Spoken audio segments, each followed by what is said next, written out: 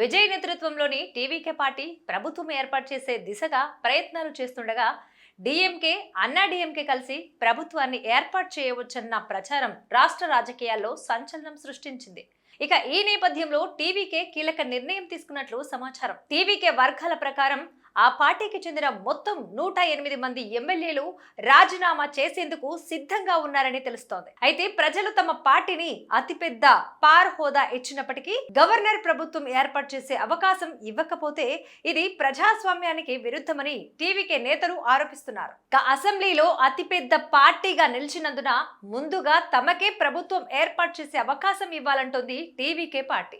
కాంగ్రెస్ ఇప్పటికే మద్దతు ప్రకటించడంతో టీవీకే బలం 113కు చేరింది. ఇంకా కొద్ది మంది ఎమ్మెల్యేల మద్దతు కోసం చర్చలు కొనసాగుతున్నాయి. అయితే గవర్నర్ మాత్రం 118 మంది ఎమ్మెల్యేల మద్దతు లేఖలు చూపించాలని స్పష్టం చేసినట్లుగా సమాచారం.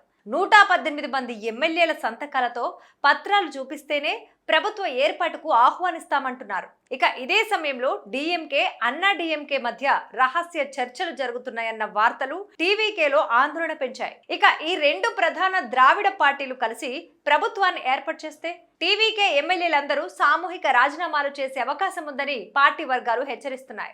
దీంతో తమిళనాడులో మళ్లీ ఉప ఎన్నికల పరిస్థితి తలెత్తవచ్చనే చర్చ మొదలైంది. ఇక రాజకీయ విశ్లేషకుల అభిప్రాయం ప్రకారం ఎమ్మెల్యేల రాజీనామా జరిగితే రాష్ట్ర రాజకీయాలు పూర్తిగా మారిపోవచ్చు. రాజీనామాల తర్వాత ఆయా నియోజకవర్గాల్లో ఉప ఎన్నికలు నిర్వహించవలసి వస్తుంది.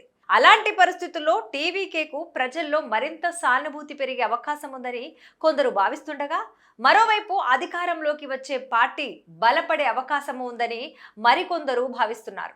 ఇక ప్రస్తుతం తమిళనాడు రాజకీయాల్లో ప్రతి గంటకు కొత్త ట్విస్ట్ కనిపిస్తోంది. విజయ్ ప్రభుత్వం ఏర్పాటు చేస్తారా లేక ద్రావిడ పార్టీలే మరోసారి అధికారాన్ని దక్కించుకుంటాయా అన్నది ఉత్కంఠగా మారింది. టీవీకే ఎమ్మెల్యేల రాజీనామా బెదిరింపు ఇప్పుడు రాష్ట్ర రాజకీయాల్లో అత్యంత చర్చనీయాంశంగా మారింది. టీవీకే ఎమ్మెల్యేలంతా రాజీనామా చేసి తర్వాత జరిగే ఉప ఎన్నికల్లో మళ్లీ భారీ మెజారిటీతో గెలిస్తే ప్రజా మద్దతు తమ వైపే ఉందని మరింత బలంగా చూపించగలుగుతారు.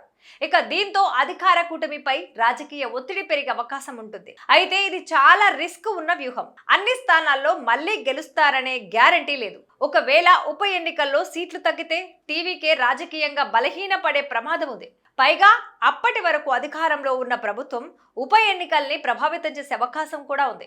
అందుకే ఇలాంటి సామూహిక రాజీనామాలు సాధారణంగా ప్రభుత్వాన్ని కూల్చడం కోసం కంటే ప్రజా సానుభూతి సంపాదించడం, రాజకీయ నైతికత అంశాన్ని ముందుకు తేవటం, తదుపరి ఎన్నికల కోసం మద్దతు పెంచుకోవటం వంటి వ్యూహాల కోసం ఎక్కువగా ఉపయోగిస్తారు.